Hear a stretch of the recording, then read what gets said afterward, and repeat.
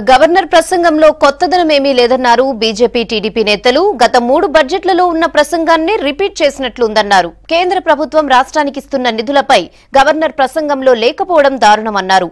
Fee reimbursement, వర్సిటీల్లో పోస్టుల భర్తీపై ప్రస్తావించకపోవడం సరికాదన్నారు.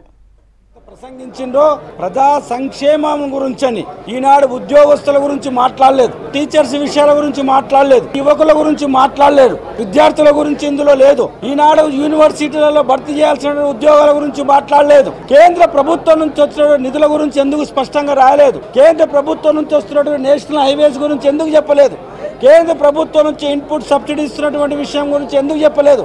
కేంద్ర ప్రభుత్వం నుంచి మిషన్ భగీరథ కానీ లేకుంటే మిగతా ప్రాజెక్ట్స్కి ఇచ్చినటువంటి దాని గురించి ఎందుకు మాట్లాడలేదు? గవర్నర్ గారి యొక్క జాయింట్ సెషన్లో వారు ప్రభుత్వం ఒక ప్రణాళికని ఉద్దేశించినటువంటి ఒక స్పీచ్ చూస్తూ ఉంటే ముఖ్యంగా కొత్తదనం అనేది ఏమి లేదు.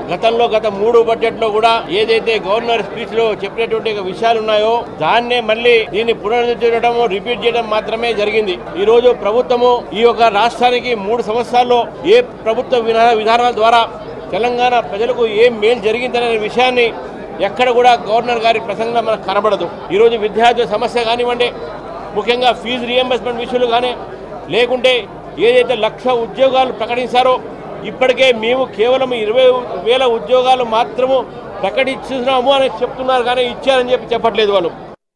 అసెంబ్లీలో గవర్నర్ చేసినటువంటి ప్రసంగము కొత్త సీసాలో పాత సారలా ఉంది. రాష్ట్ర అభివృద్ధికి సంబంధించి, వివిధ సామాజిక వర్గాల అభివృద్ధికి సంబంధించి ఎలాంటి నిర్మాణాత్మకమైనటువంటి లేదా అభివృద్ధి పరమైనటువంటి పథకాలు లేవు.